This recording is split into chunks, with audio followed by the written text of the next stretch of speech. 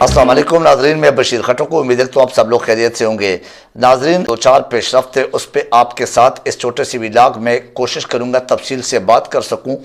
سب سے پہلے عارف علوی اور عمران خان کے 2 دن پہلے جو ملاقات ہوئی تھی، اور میں نے آپ لوگوں سے 2 دن پہلے ایک ولاگ میں یہ ذکر کیا تھا کہ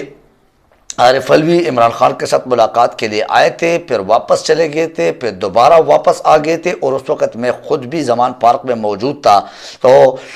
اس ملاقات میں کیا بات ہوئی ہے، آج اس کا یعنی اس کی جو معلومات ہے، اس کی جو اندر کی خبر ہے وہ آئی ہے۔ اس میں کیا ہوا کہ عارف علوی صاحب نے خبر پہنچائی تھی کہ آپ کو نیکسٹ الیکشن میں قابل قبول کریں گے، اور آپ کو ہو سکتا ہے کہ جو وزیر اعظم شپ کے یا عوام کے جو ووٹ کے مینڈیٹ ہے اس کے مطابق آپ کو ٹریٹ کیا جائے، یا آپ کو اس پہ آپ کے ساتھ ایگری ہو جائیں اسٹیبلشمنٹ یعنی مقتدر شخصیات۔ لیکن 3 باتوں کا آپ نے ایک کمٹمنٹ کرنی ہے، ایک ایگریمنٹ کرنا ہے۔ وہ 3 باتیں کیا ہے؟ سب سے پہلی بات یہ کہ آپ نے ارشد شریف کے قتل کیس کا کسی قسم کا کوئی انکوائری پر کسی قسم کا کوئی کام نہیں کرنا ہے، ایک بات۔ دوسری بات، انہوں نے کہا تھا کہ نواز شریف کو NRO2 کا جو ایک یعنی اس کمٹمنٹ کا NRO2 کا جو ایک باقی حصہ ہے، باقی حصہ کیا ہے کہ اس کے جو کیسز ہے وہ ختم کرا کے اس کو پاکستان لانے میں آپ کوئی اعتراضات نہیں اٹھائیں گے، کوئی احتجاج یا کوئی ایسے مخالفت نہیں کریں گے۔ اور تیسرا یہ کہ آپ نے اپنے سائفر کے حوالے سے جو رجیم چینج کا سائفر تھا اس پر کسی قسم کا کوئی پیش رفت یا کسی قسم کا کوئی جو انکوائریز ہے وہ نہیں کرنا۔ یہ تینوں چیپٹر کلوز کی کمٹمنٹ پر آپ کو یعنی جو ریڈ لائن کہہ سکتے ہیں، جو کراس لگایا گیا ہم نے، یعنی وہ ختم کر سکتے ہیں۔ یہ عارف علوی نے پیغام پہنچائے عمران خان کو۔ بہرحال یہ ان تینوں پیغامات کے مطابق یا ان تینوں باتوں کے مطابق اگر دیکھا جائے تو سب اس پر ایگری تھے، اور عارف علوی کوشش کر رہے تھے کہ عمران خان کو اس پر ایگری بھی کرے، لیکن عمران خان نے کہا کہ میرے سیاست کا خاتمہ اگر کرنا ہے تو اس قسم کے ناانصافیوں پہ خاموشی کا مجھے درس آپ دے سکتے ہیں۔ مجھے نہیں چاہیے وزیر اعظم شپ، مجھے نہیں چاہیے کسی قسم کی کوئی رعایت، لیکن میں ان تینوں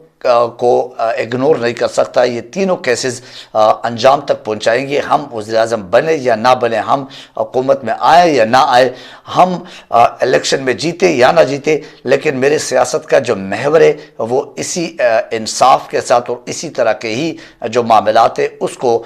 تکمیل تک عدل و انصاف کے مطابق پہنچانا، یہی میری سیاست ہے، یہی میری اس پارٹی کے تحریک انصاف کی آئیڈیالوجی ہے۔ اینی وے، یہ اس ماننے سے انکار کر دیا عمران خان نے۔ اس کے بعد اگر آپ کو مریم نواز کے حوالے سے کہ انہوں نے کل ایک جملہ بولا تھا اپنے استقبالیہ کیمپ میں، یعنی اس وقت جو انہوں نے بونگیاں ماری تھی، اس وقت جو انہوں نے نیلسن منڈیلا کے انداز میں جو ایک تقریر کرنی تھی اور بہت زیادہ اچل رہی تھی، تو اس حوالے سے کہ وہ جو جملہ بولا تھا اس وقت اس نے کیا کہ اللہ پر اور اسحاق پر بھروسہ کرے۔ تو اللہ پر تو بھروسہ خیر ایک مسلمان ہونے کے ناطے سب کی ہے میرے خیال سے، اور وہ کون ہوتی ہے کہ وہ ہمیں یہ درس دے سکتی ہے اور دیتی ہے؟ خود اللہ تعالیٰ کے سارے منافی کام اور ہمیں اللہ تعالیٰ کے اوپر بھروسے کا درس، وہ ہر مسلمان کا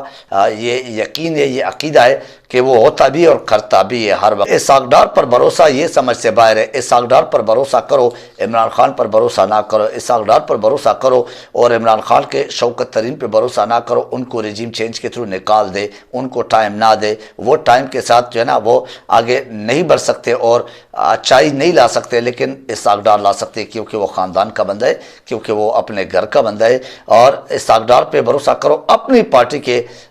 جو ہے نا وہ زبیر صاحب پہ وہ نہ کرے،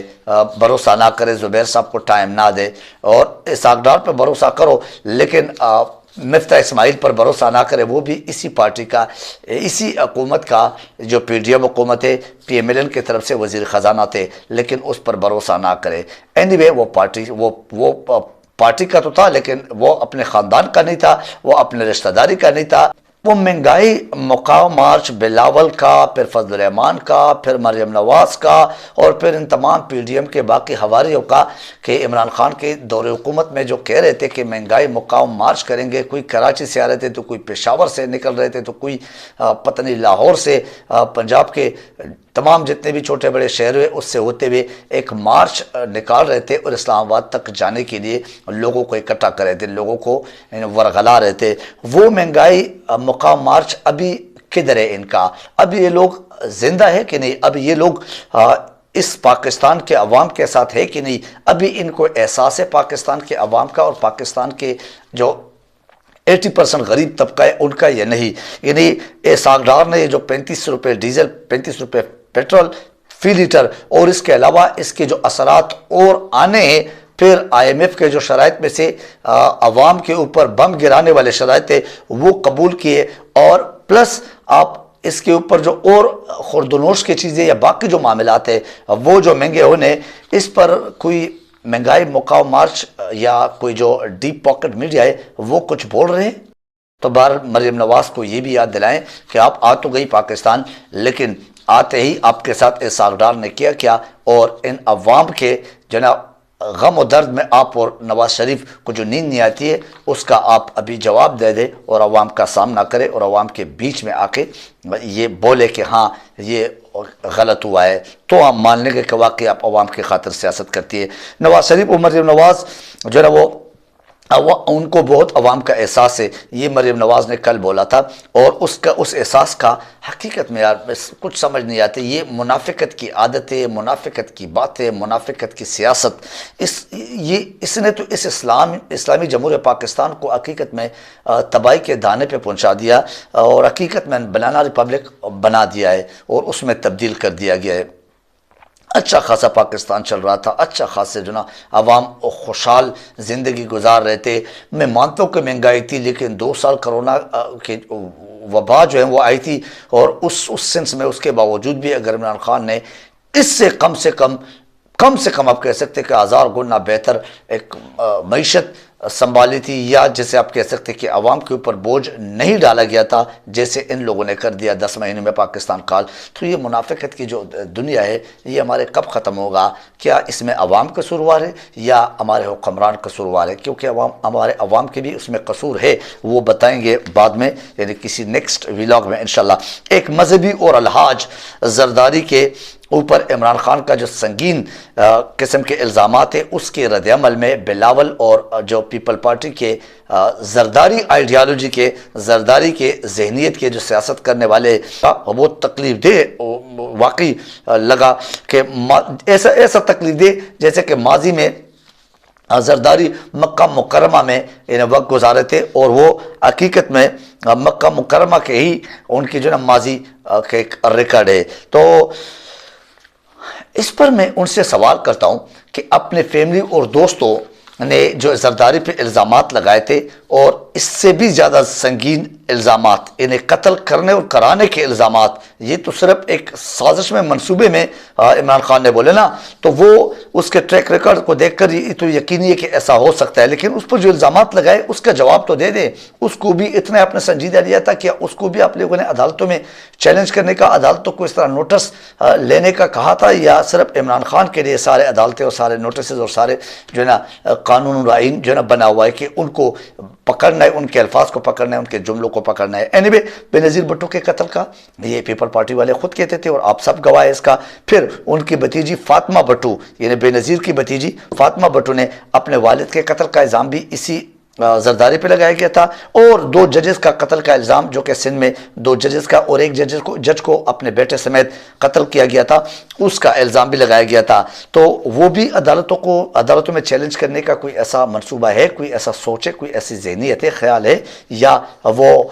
رات گئی تو بات گئی، یا اس وقت جو ہے نا زرداری جو ہے نا وہ قاتل تھا، اور اب ماشاءاللہ ایک الحاج بن گیا ہمارے سامنے، اب ماشاءاللہ مکہ مکرمہ کے جو نا ایک مفتی بن کے، مولوی بن کے امامتی دے رہا ہے آج کل۔ تو اسی وجہ سے یہ بات عمران خان کو آج کل نہیں کرنا چاہیے تھا۔ عجیب مذاق بنایا اس پاکستان کی قانون و آئین کو، عجیب مذاق بنایا ان عدالتوں کو، جب چاہے جو چاہیں اپنی مرضی کے مطابق عدالتوں کو جو ہے نا وہ اپنے ساتھ ایک ٹیم کے طور پہ چلا رہے، یہ کون سا پاکستان ہے، یہ کون سے قانون ہے، کون سے آئین ہے، یہ ساری باتیں حقیقت میں سمجھ سے باہر ہے۔ صرف عوام کے لیے ایک ڈرامہ رچایا ہوا ہے قانون، آئین اور عدالتوں کے، باقی سارے جو ہے نا اپنے اپنے چکروں میں ہر بندے یا ہر ادارے کو اپنے ایک ٹیم کا حصہ بنا کے چلاتا ہے اور اپنا ٹرینور پورا کرتے یا اپنے سیاست چمکاتے۔ چیچک زدہ جمہوریت پہ آپ کو میں نے اپنے ویلاگ میں بھی کہا تھا کچھ ہفتہ پہلے، اور سعد رفیق نے یہ چیچک زدہ جمہوریت کے حوالے سے جو باتیں کی تھی اور تقاریر تک محدود جو ہے نا وہ برقے جو ماری تھی، اس حوالے سے ان کو یاد دلا رہا ہوں کہ کل جو مریم نواز آ رہی تھی تو ایئرپورٹ پہ جو سفید بالوں والے ماشاءاللہ 75 سالہ یا 75 سے اوپر سالہ جو لوگ تھے وہ پی ایم ایل این کے، وہ ماشاءاللہ مریم نواز کو جھک کے سلام کر رہے تھے، اس میں ایک سعد رفیق صاحب بھی تھے، اور سعد رفیق صاحب نے جب ان کو سلام کیا، ان کو خوش آمدید کہا ایئرپورٹ پہ، تو اس وقت اس کے جھکے ہوئے ایک تصویر جو ہے نا وہ ہمارے نظروں کے سامنے گزری ہے، اور اس وقت ان کو یہ خیال نہیں آیا کہ یہ چیچک زدہ سیاست یعنی یہ جو موروثی سیاست ہے اس کا خاتمہ ہونا چاہیے، اور یہ مریم نواز جو ہے نا نواز شریف کے بعد مریم نواز کی باری یا بلاول کے اس کے زرداری کے بعد بلاول کی باری، یہ چیچک زدہ سیاست ان کو اس وقت خیال نہیں آتے یا اس وقت اس کی ہمت نہیں ہوتی کہ وہ بولے اور اس سے انکار کرے کہ یہ ہم نہیں مانتے۔ اس وقت تو ہم جھک کے سلام کرتے، اس وقت ہمارے اصول پتہ نہیں کون سے قبرستان میں دفنائے جا چکے ہوتے، اس وقت پتہ نہیں ہمارے ضمیر کدھر سویا ہوا ہوتا ہے اور ایون بے ضمیر ہو جاتے ہیں۔ یہ ساری باتیں حقیقت میں یہ ایک قابل احترام پاکستانی ہونے کا جو ایک دعویٰ ہوتا ہے یا بہت مہذب معاشرے کے ایک سیاستدان ہونے کا جو ایک دعویٰ ہے، اس پہ نو ڈاؤٹ ہمیں افسوس بھی اور ہنسی بھی آتی ہے۔ 24 کروڑ عوام کو یار بے وقوف بنا کے رکھا ہے اور بے وقوف بناتے رہے، اور حقیقت میں آج بھی بے وقوف سمجھتے۔ اور خدا کے بندو ایک ریڈی والوں سے جا کے پوچھے، ان کو بھی حقائق معلوم ہے کہ آپ لوگ کیا تھے، کیا ہے اور آپ لوگ کے فیوچر کیا ہے۔ عوام کے لیے کسی قسم کے کوئی بات نہیں، عوام کے ریلیف کی کوئی بات نہیں۔ مہنگائی جو ہے نا حقیقت میں جو